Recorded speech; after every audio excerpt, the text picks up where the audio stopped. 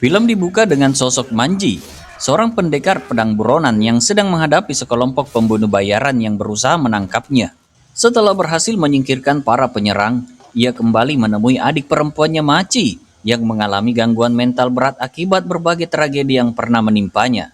Meski hidup dalam pelarian, Manji tetap berusaha merawat Maci seorang diri karena merasa bertanggung jawab atas penderitaan sang adik.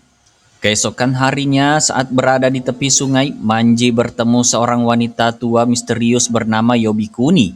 Wanita itu mengungkit masa lalu kelam Manji sebagai seorang samurai yang pernah membantai banyak orang hingga namanya terpampang sebagai buronan. Ia juga mengingatkan tentang rasa bersalah yang selama ini terus menghantui Manji. Di tengah percakapan tersebut, Manji menyadari Maci telah menghilang. Dengan panik ia menyusulnya dan menemukan adiknya telah disandra oleh Hisaya Sushido, wakil kepala Shinsengumi. Shido memanfaatkan Maci untuk memancing Manji menyerahkan diri. Demi keselamatan adiknya, Manji rela membuang pedangnya. Semua pengorbanan itu berakhir sia-sia. Setelah melepaskan Maci, Shido dengan kejam menghabisi nyawanya di depan mata Manji. Kematian Maci membangkitkan amarah yang luar biasa dalam diri Manji. Ia lalu menghadapi anak buah Shido seorang diri. Dengan dua pedang di tangannya, Manji bertarung tanpa rasa takut meski jumlah musuh jauh lebih banyak.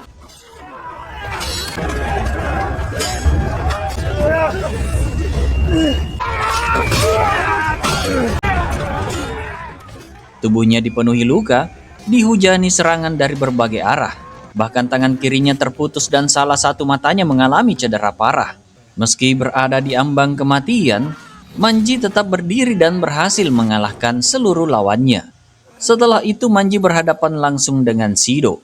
Dalam kondisi yang sudah sangat lemah, ia mengumpulkan seluruh sisa tenaganya untuk melancarkan serangan terakhir.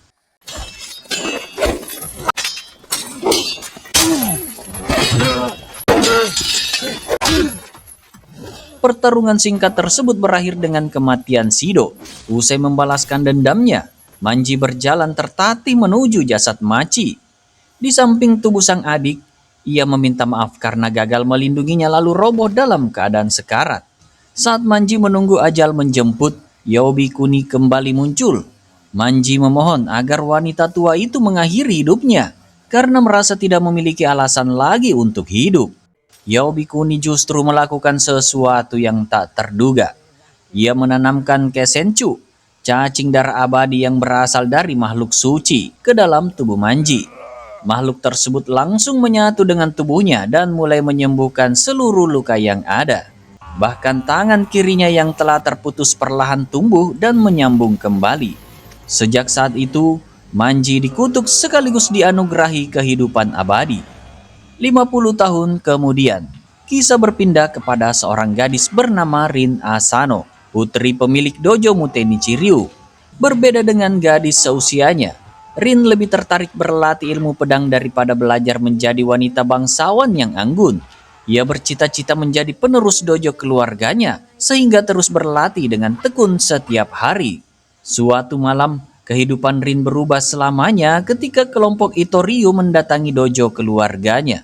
Kelompok yang dipimpin Kagehisa Anotsu itu memiliki ambisi besar untuk menghancurkan seluruh perguruan pedang di Edo dan menyatukannya di bawah nama mereka sendiri.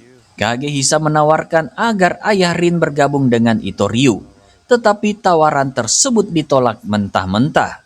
Penolakan itu berujung pada duel antara ayah Rin dan Kagehisa.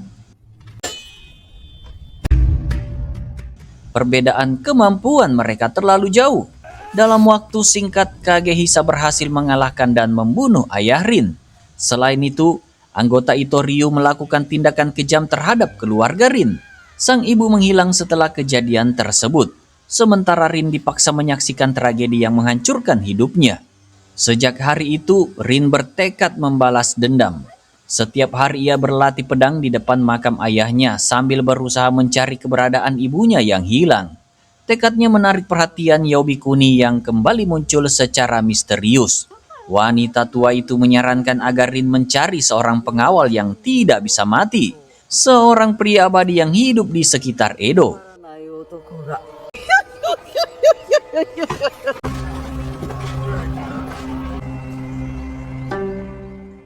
Petunjuk tersebut membawa Rin kepada Manji yang kini hidup menyendiri di sebuah gubuk tua di pinggir sungai. Saat melihat wajah Rin, Manji terkejut karena gadis itu sangat mirip dengan Machi, adiknya yang telah meninggal puluhan tahun lalu. Rin kemudian memohon kepada Manji agar membantunya membalaskan dendam kepada Itoryu. Manji menolak permintaan tersebut. Setelah puluhan tahun hidup sebagai manusia abadi, ia tidak lagi ingin menjadi pembunuh. Baginya, membunuh atas perintah orang lain tidak berbeda dengan menjadi algojo tanpa hati nurani. Meski begitu, Rin terus memohon sambil menceritakan seluruh penderitaannya.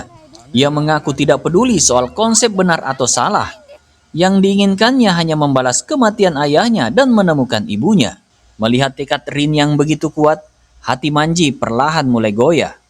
Walau masih menolak menjadi pembunuh bayaran, ia tidak tega membiarkan gadis itu menghadapi bahaya seorang diri. Ketika Rin hendak pulang, Manji memutuskan untuk mengantarnya ke kota dengan alasan khawatir ada bandit yang berkeliaran di sekitar daerah tersebut. Di balik sikap dinginnya, terlihat jelas rasa peduli yang mulai tumbuh dalam dirinya. Pertemuan mereka pun menjadi awal dari perjalanan panjang yang akan mengubah kehidupan keduanya. Pada suatu malam, Rin pergi menemui Kuroi Sabato, salah satu anggota Itoryu. Selama 2 tahun terakhir, Sabato ternyata rutin mengirim surat cinta kepadanya setiap bulan. Sejak peristiwa tragis yang menghancurkan keluarga Asano, Sabato menyimpan perasaan yang terobsesi kepada Rin. Pertemuan itu membuka kenyataan mengerikan ketika Sabato mengaku telah membunuh ibu Rin. Hal yang paling membuat Rin terguncang adalah saat melihat kepala sang ibu dijahit pada bahu kiri Sabato sebagai trofi yang mengerikan.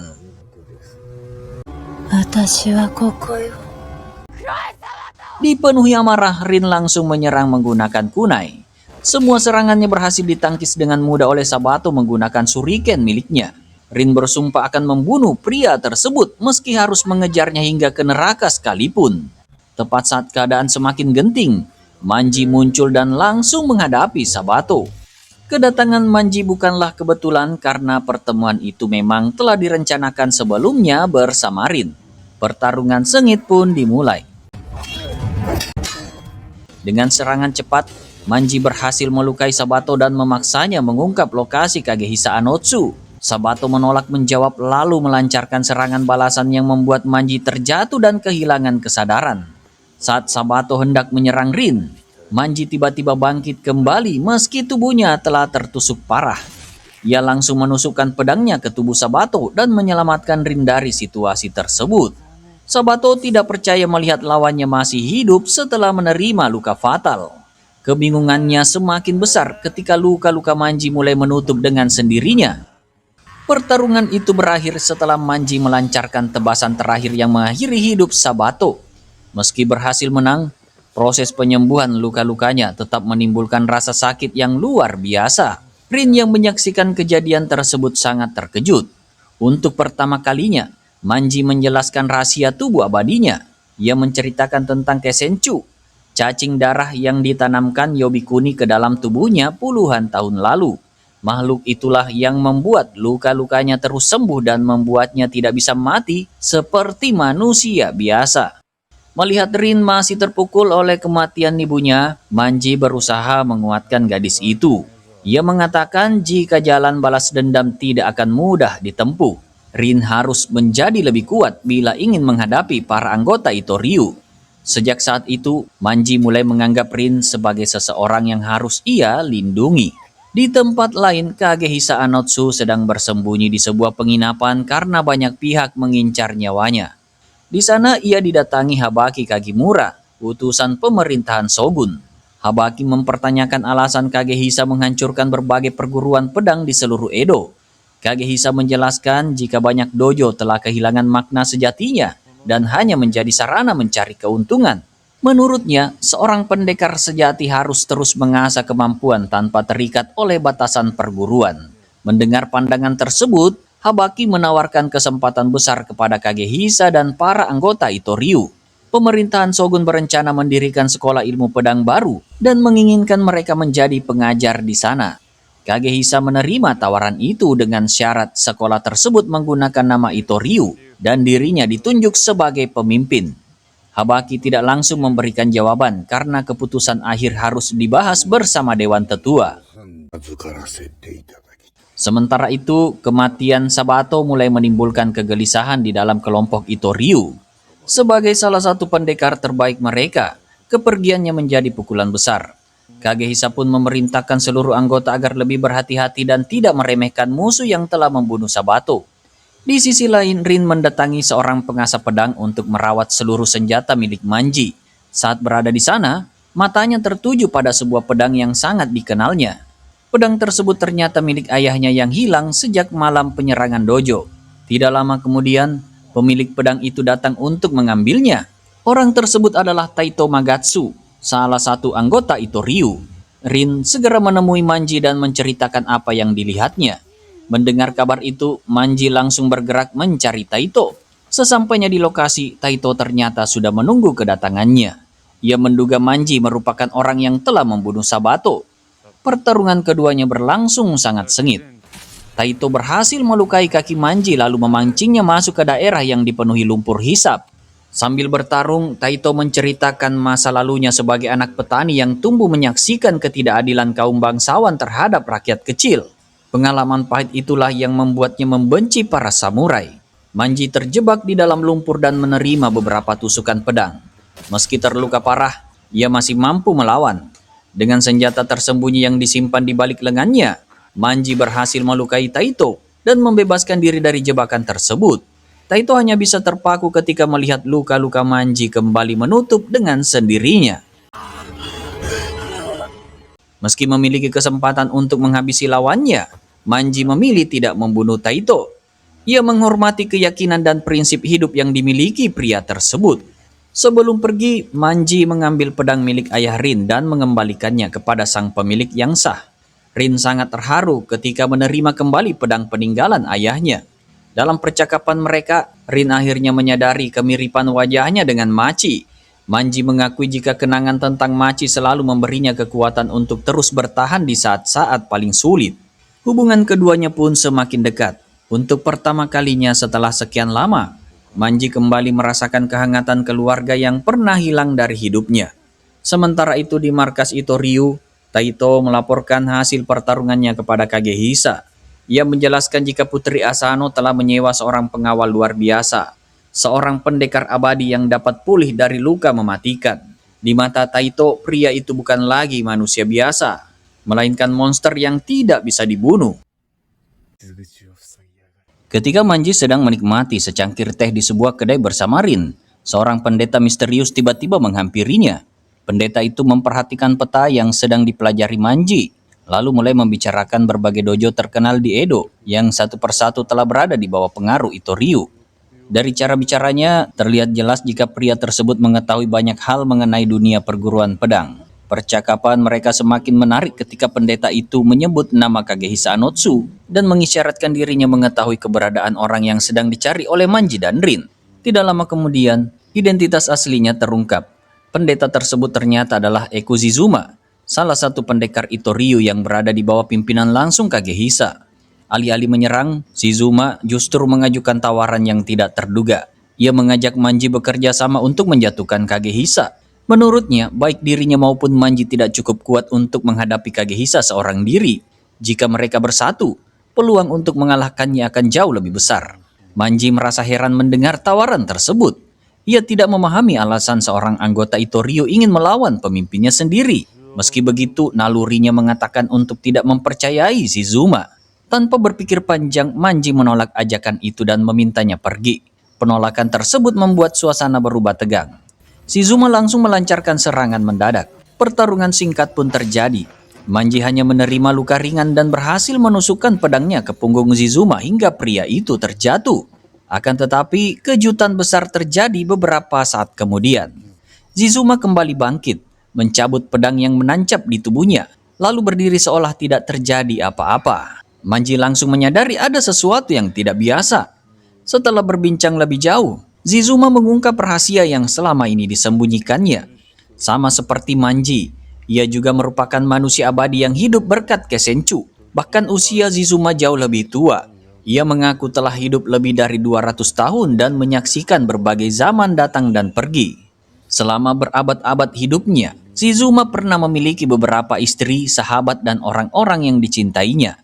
Semua orang itu telah meninggal dunia satu persatu, sementara dirinya tetap hidup dan terus menua dalam kesepian. Pengalaman panjang tersebut membuatnya menyimpulkan satu hal. Menurutnya, hidup tanpa kematian jauh lebih menyiksa dibanding kematian itu sendiri. Setelah menyampaikan kisah hidupnya, Shizuma pergi sambil meminta Manji mempertimbangkan kembali tawaran kerjasama tersebut. Akan tetapi, setelah pertemuan itu berakhir, kondisi Manji mulai berubah. Luka gores yang diterimanya tidak kunjung sembuh. Keadaan semakin memburuk ketika seluruh luka lama di tubuhnya kembali terbuka secara bersamaan. Tubuh Manji dipenuhi darah dan rasa sakit yang luar biasa. Ia segera menyadari penyebabnya. Saat bertarung sebelumnya, Shizuma telah melapisi pedangnya dengan zat khusus yang mampu melemahkan Kesenchu. Akibatnya, kemampuan regenerasi Manji tidak lagi bekerja sebagaimana mestinya. Melihat kondisi Manji yang semakin parah, Rin panik dan berniat mencari tabib. Manji berusaha menghentikannya karena merasa pertolongan biasa tidak akan mampu menyelesaikan masalah tersebut. Rin tetap bersikeras dan berlari meninggalkan tempat itu. Di tengah perjalanan, Shizuma muncul dan mencegatnya. Shizuma mengaku sedang mencari seseorang yang dapat memahami penderitaan hidup abadi seperti dirinya. Ia kemudian mencoba membuktikan sebuah teori. Dengan melukai dirinya dan Rin, ia berusaha mencampurkan darah mereka agar Kesenchu berpindah ke tubuh Rin. Percobaan itu gagal total. Shizuma hanya ingin memastikan apakah keabadian dapat diwariskan kepada orang lain dengan cara sederhana seperti itu. Tidak lama kemudian, Manji datang meski tubuhnya masih dipenuhi luka. Melihat Rin diperlakukan seperti itu membuatnya marah besar. Ia langsung menantang Shizuma untuk bertarung sekali lagi. Pertarungan kali ini jauh lebih brutal karena keduanya sama-sama tidak takut menerima luka fatal.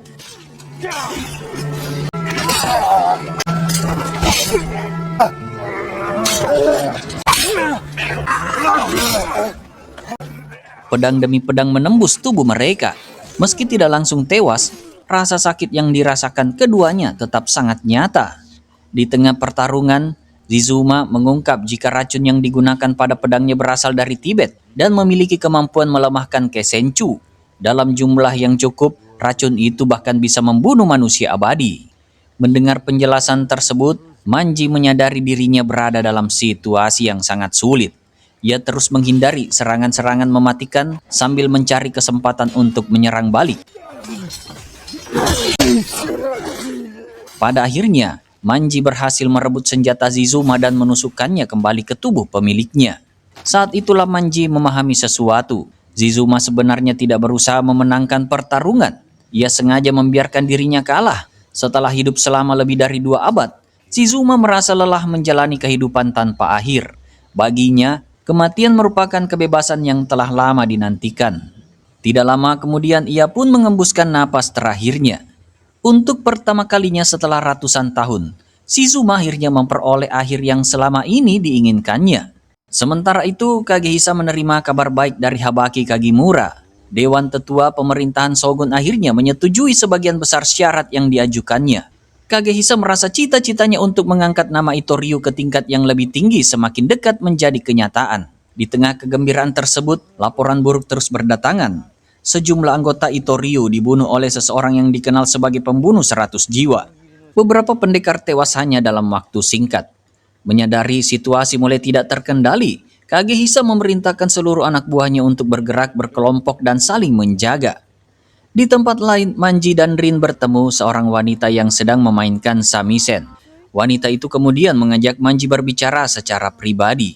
Setelah berada di tempat sepi, ia memperkenalkan diri sebagai Otono Tachibana Makie, salah satu pendekar terkuat Itoryu. Maki datang membawa tuduhan serius. Ia menuduh Manji bertanggung jawab atas kematian 13 anggota Itoryu dalam 7 hari terakhir.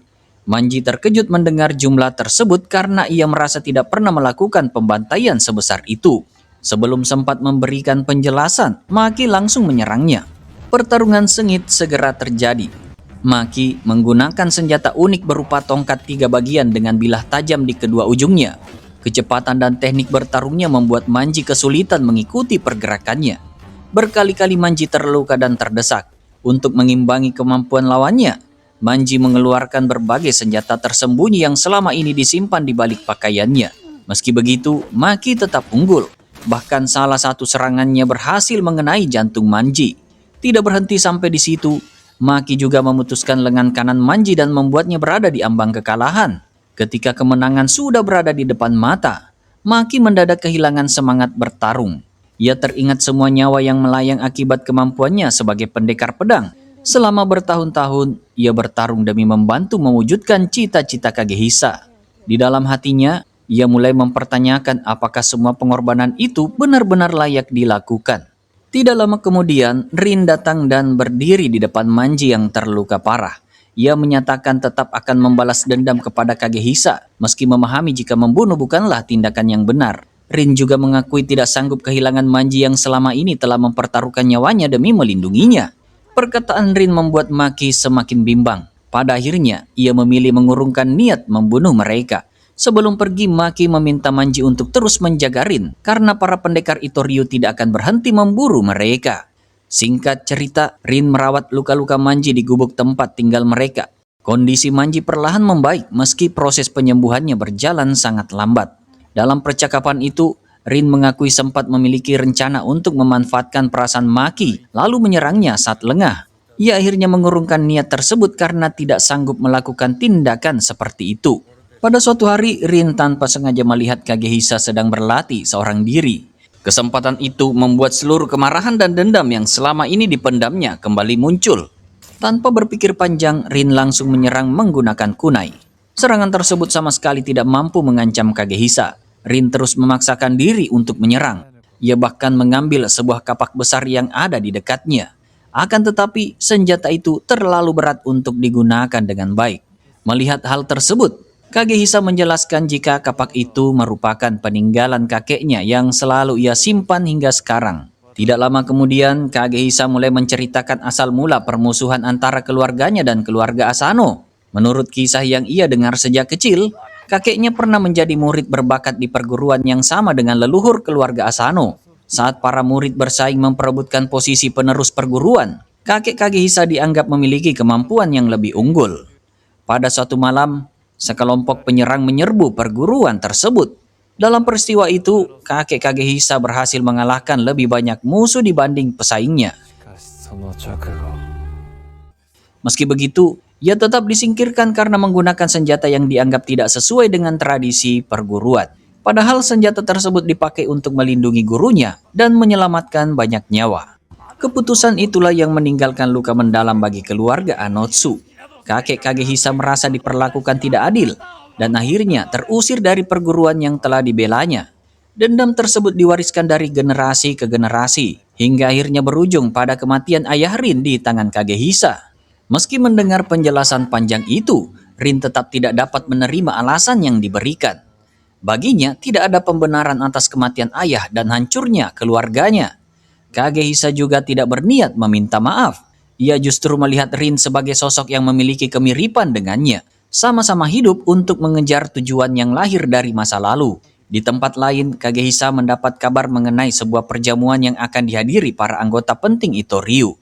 Pada waktu yang sama, ia juga berencana menemui Ibane Kensui di Gunung Takao. Karena banyak orang mengincar dirinya, para bawahannya sempat mengkhawatirkan keselamatannya selama perjalanan. Kagehisa mengaku telah mempersiapkan semuanya dengan matang.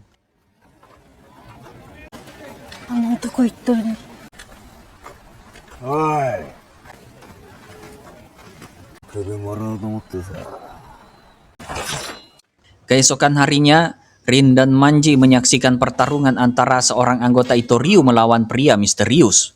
Duel tersebut berakhir dengan kematian pendekar Itoryu. Setelah pertarungan selesai, pria misterius itu memperkenalkan dirinya sebagai Shira dari aliran Mugai Ryu. Dari pertemuan tersebut terungkap fakta penting. Selama beberapa hari terakhir, banyak anggota Itoryu yang tewas bukan karena ulah Manji, melainkan hasil perburuan yang dilakukan Shira dan kelompoknya. Mereka sengaja menyebarkan kesan seolah-olah semua pembunuhan dilakukan oleh Manji agar perhatian Itoryu teralihkan. Meski awalnya saling curiga, Manji dan Shira akhirnya sepakat bekerja sama. Kelompok Shira ternyata memiliki mata-mata yang berhasil menyusup ke dalam Itoryu. Dari informasi itulah mereka mengetahui rencana perjalanan Kagehisa menuju Gunung Takao. Tidak ingin melewatkan kesempatan emas tersebut, mereka segera menyusun penyergapan. Manji, Shira, dan Rin mengambil posisi di jalur yang diperkirakan akan dilalui Kagehisa. Akan tetapi semua berjalan di luar dugaan. Sosok yang mereka hadang ternyata hanyalah seorang wanita yang sengaja menyamar sebagai Kagehisa. Kehadiran wanita itu membuat mereka sadar telah masuk ke dalam jebakan. Tidak lama kemudian, dua pendekar Itoryu muncul dan menyerang. Pertarungan kembali pecah.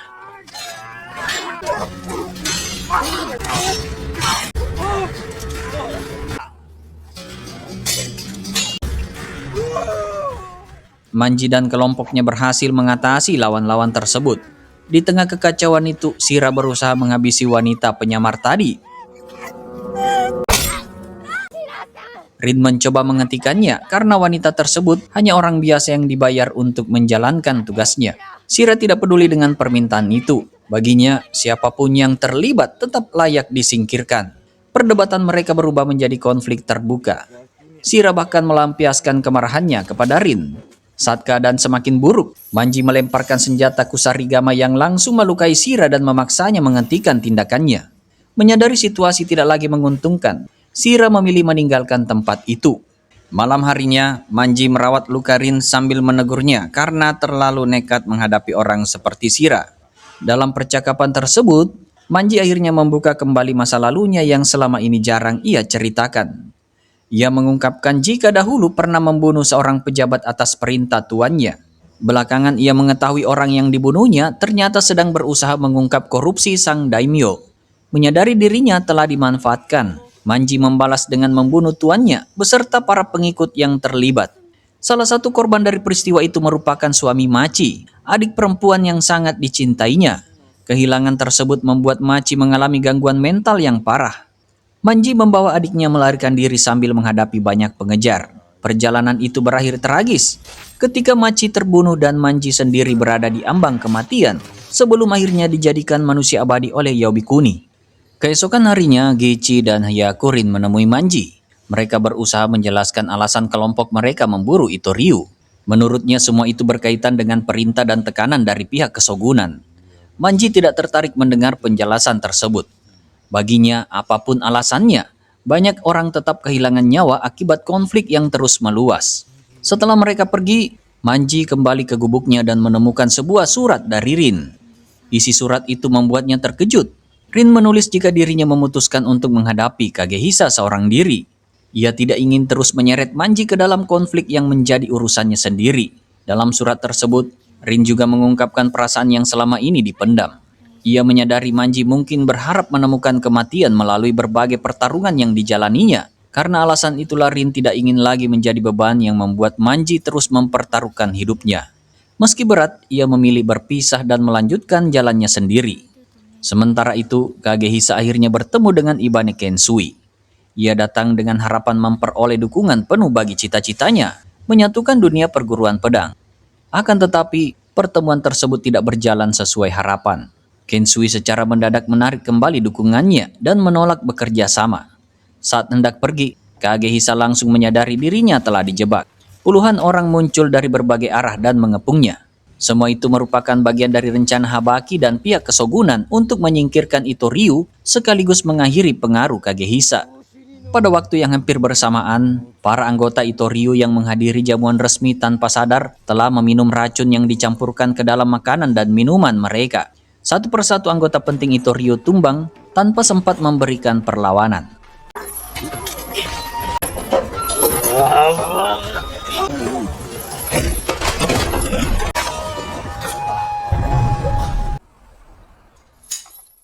Di sisi lain, Kagehisa berhasil bertahan dari kepungan dan mengalahkan seluruh lawan yang menghadangnya. Saat melarikan diri, ia bertemu dengan Rin, namun tidak memiliki waktu untuk melayaninya. Pasukan kesogunan terus berdatangan sehingga ia memilih segera kembali menuju markas Itoryu. Sementara itu, Manji yang sedang berusaha menemukan Rin justru dihadang 3 anggota Itoryu. Pertarungan berlangsung sangat sengit. Kondisi tubuh Manji yang belum pulih membuatnya kesulitan menghadapi serangan bertubi-tubi. Pada satu titik, ia bahkan harus memotong tangannya sendiri untuk menghindari serangan yang bisa mengakhiri hidupnya. Meski terluka parah, Manji tetap bertahan dan berhasil menjatuhkan lawan-lawannya satu persatu. Akan tetapi, luka yang diterimanya membuat tubuhnya nyaris tidak mampu bergerak. Tangan kanannya bahkan tidak lagi cukup kuat untuk menggenggam pedang. Ketika musuh terakhir mendekat untuk mengakhiri pertarungan, Nenek Yobikuni kembali muncul. Wanita tua itu mempertanyakan alasan Manji terus berjuang mempertahankan hidup. Menurutnya, Manji hanya perlu menyerah jika benar-benar ingin mengakhiri keabadian yang selama ini dibencinya. Ucapan tersebut justru membangkitkan kemarahan Manji. Ia teringat kepada Rin dan semua orang yang masih ingin ia lindungi. Emosi yang meluap membuat Kesenchu di dalam tubuhnya bereaksi kembali. Perlahan, lengan kanannya pulih dan kekuatannya kembali. Dengan sisa tenaga yang dimilikinya, Manji meraih pedangnya lalu melancarkan serangan terakhir. Setelah itu, ia kembali melanjutkan pencariannya terhadap Rin. Pada saat yang sama, Kagehisa dikepung oleh pasukan kepolisian kesogunan dalam jumlah besar. Rin yang berada di lokasi ikut terjebak di tengah kekacauan tersebut. Habaki Kagimura tampil di hadapan Kagehisa dan menyatakan jika era Itoryu telah berakhir. Ia meminta Kagehisa menyerah dan menerima kematian sebagai konsekuensi dari semua tindakannya. Tentu saja Kagehisa menolak mentah-mentah. Baginya, kehancuran Itoryu bukanlah akhir dari segalanya. Meski seluruh rekan seperjuangannya telah gugur, cita-cita yang selama ini diperjuangkannya masih hidup. Selama ambisi itu belum padam, ia tidak memiliki alasan untuk menyerah. Melihat ketidakadilan yang terjadi di depan matanya, Rin tidak mampu lagi menahan emosinya. Ia berteriak kepada para samurai dan pasukan kesogunan. Menurutnya, mengeroyok satu orang dengan jumlah pasukan sebanyak itu sama sekali tidak pantas disebut sebagai tindakan terhormat. Sayangnya, tidak seorang pun memedulikan teriakannya.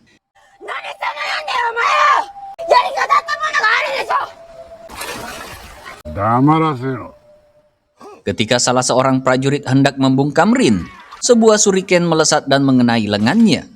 Manji akhirnya tiba di lokasi tepat pada waktunya. Kehadirannya membuat Rin merasa lega, meski Manji sendiri langsung memarahinya karena nekat menghadapi situasi seperti itu seorang diri. Manji tidak mengerti mengapa Rin justru berusaha melindungi orang yang bertanggung jawab atas kematian ayahnya. Bagi Manji, tingkah Rin benar-benar membingungkan. Setelah sempat terdiam, Rin akhirnya menjawab jika siapapun yang mencoba membunuhnya adalah musuh yang harus dihentikan terlebih dahulu. Mendengar jawaban itu, Manji langsung menghunus kedua pedangnya. Ia menegaskan tidak peduli apakah lawannya berasal dari Itoryu atau pasukan pemerintah. Siapapun yang mengincar Rin akan menjadi lawannya. Habaki segera memerintahkan seluruh pasukan untuk menghabisi Manji dan Rin. Pertempuran besar pun pecah. Manji bertarung melawan puluhan prajurit sambil berusaha melindungi Rin.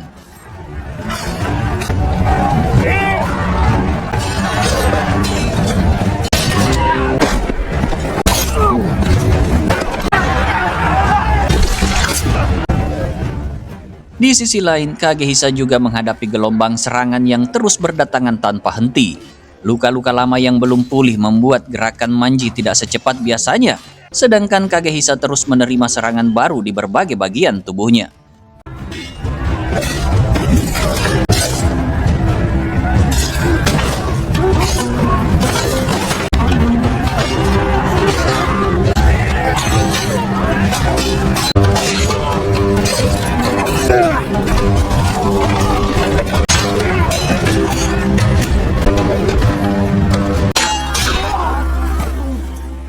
Keadaan semakin kacau. Maki tiba-tiba muncul dan bergabung dalam pertarungan. Kehadirannya memberi kesempatan bagi Kagehisa untuk kembali bangkit dan melawan. Bersama-sama mereka menerobos kepungan pasukan kesogunan yang jumlahnya jauh lebih banyak. Di tengah pertempuran, Rin berusaha membantu Manji dengan melemparkan kunai ke arah musuh. Sayangnya lemparan itu justru mengenai punggung Manji sendiri. Meski tidak menyebabkan luka serius, kejadian tersebut membuat Manji hanya bisa mengeluh sambil menyebut Rin masih sangat ceroboh. Belum sempat keadaan membaik, sosok yang paling tidak diharapkan tiba-tiba muncul. Shira datang ke medan pertempuran dan langsung menangkap Rin. Ia membawa gadis itu pergi sebelum Manji sempat menghentikannya. Melihat Rin diculik di depan matanya sendiri membuat Manji murka dan segera mengejar mereka. Sementara itu, pertarungan di pihak Kagehisa mencapai titik yang semakin brutal. Maki bertarung tanpa memedulikan keselamatannya sendiri. Ketika pasukan kesogunan mulai menggunakan senjata api, Maki menjadikan tubuhnya sebagai pelindung bagi Kagehisa. Dengan sisa tenaganya ia masih sempat menyerang balik para penembak sebelum akhirnya roboh dan kehilangan nyawanya. Kematian Maki membuat Kagehisa terdiam sesaat. Kehilangan salah satu orang yang paling setia kepadanya menjadi pukulan berat. Meski demikian, ia tidak memiliki waktu untuk berduka karena pertarungan melawan Habaki masih berlangsung. Di tempat lain, Shira membawa Rin ke lokasi terpencil dan menjadikannya sandera. Ia memerintahkan Manji membuang seluruh senjatanya jika ingin Rin tetap hidup. いいからさっさと刀捨てろ。マンジ。全部だ。 Manji sempat melempar kunai ke arah Shira, tetapi serangan itu terlihat meleset. Shira baru menyadari kesalahannya beberapa saat kemudian. Kunai tersebut sebenarnya diarahkan ke tali yang mengikat tangan Rin yang langsung membebaskan diri dan berlari menjauh. Menyadari dirinya telah tertipu, Shira mengamuk dan menyerang Manji dengan penuh kemarahan. Meski tidak lagi memegang senjata, Manji tetap mampu menghadapi serangan Shira. Pada akhirnya ia berhasil mengunci gerakan lawannya dan menegaskan jika dirinya masih mampu membunuh Shira bahkan dengan tangan kosong. Dalam pergulatan itu, Manji menjatuhkan dirinya bersama Shira ke tepi jurang yang curam. Manji berhasil berpegangan pada akar pohon, sedangkan Shira hanya bergantung pada seutas akar yang jauh lebih rapuh. Meski berada di ambang kematian, Shira masih sempat bersumpah akan kembali dan membalas dendam. Manji tidak menanggapi ancaman tersebut. Dengan satu tebasan, Shira pun jatuh ke dasar jurang dan mengakhiri perjalanan hidupnya untuk selamanya. Pada saat bersamaan, pertarungan antara Kagehisa dan Habaki juga mencapai puncaknya. Setelah pertarungan panjang yang menguras tenaga, Kagehisa berhasil memberikan serangan mematikan kepada Habaki. Setelah semua kekacauan mereda, tibalah momen yang selama ini dinantikan Rin. Manji akhirnya berhadapan langsung dengan Kagehisa dalam duel penentuan. Keduanya sudah berada dalam kondisi yang sangat lelah dan dipenuhi luka dari pertarungan sebelumnya. Meski demikian, mereka tetap bertarung habis-habisan. Pedang beradu tanpa henti sementara Rin hanya bisa menyaksikan dari kejauhan.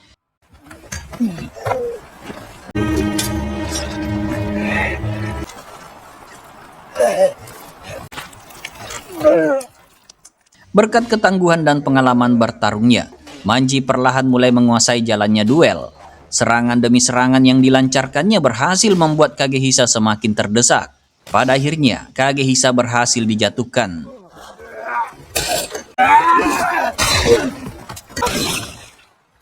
Dalam keadaan tidak berdaya, ia masih sempat berbicara mengenai keyakinannya. Menurutnya, selama masih ada orang yang mewarisi semangat para pendekar pedang, cita-citanya suatu hari akan kembali hidup. Setelah mendengar kata-kata terakhir itu, Manji menyerahkan pedangnya kepada Rin. Ia memberikan kesempatan kepada gadis tersebut untuk menyelesaikan dendam yang selama ini membebani hidupnya. Rin berdiri di hadapan orang yang telah menghancurkan keluarganya, sementara berbagai kenangan pahit terus terlintas di benaknya. Saat Rin ragu-ragu mengambil keputusan, Kagehisa masih mencoba memberikan perlawanan terakhir. Beruntung Manji segera bergerak melindungi Rin hingga menerima luka yang sangat serius. Pengorbanan itu akhirnya membuat Rin memberanikan diri menusukkan pedang ke tubuh Kagehisa dan mengakhiri seluruh perjalanan panjang dendam mereka. Dengan berakhirnya hidup Kagehisa, tujuan yang selama ini dikejar Rin akhirnya tercapai. Akan tetapi, kebahagiaan itu langsung berubah menjadi kepanikan ketika ia melihat Manji terbaring tak bergerak akibat luka yang diterimanya. Rin memanggil nama Manji berulang kali sambil menangis. Ia mengingatkan janji yang pernah diucapkan Manji, jika dirinya tidak akan mati sebelum Rin lebih dulu menghadap ajal. Gadis itu terus memohon agar Manji tetap bertahan hidup. Beberapa saat kemudian, Manji akhirnya membuka mata. Melihat Rin menangis di sampingnya membuatnya tersenyum tipis. Rin langsung meminta maaf karena merasa semua penderitaan yang dialami Manji terjadi akibat dirinya. Meski tubuhnya nyaris tidak mampu bergerak, Manji masih sempat menggodanya seperti biasa. Ia menyebut Rin bodoh karena terlalu banyak menangis, lalu mengingatkan satu hal yang paling penting baginya. Jika ingin memanggil namanya, Rin harus menggunakan sebutan yang benar. Bukan Kak Manji-san, melainkan Kak Manji-sama. Dengan berakhirnya pertarungan tersebut, kisah panjang balas dendam, pengorbanan, dan pencarian makna hidup yang dijalani Manji serta Rin pun mencapai akhirnya. Dengan begitu, film pun tamat.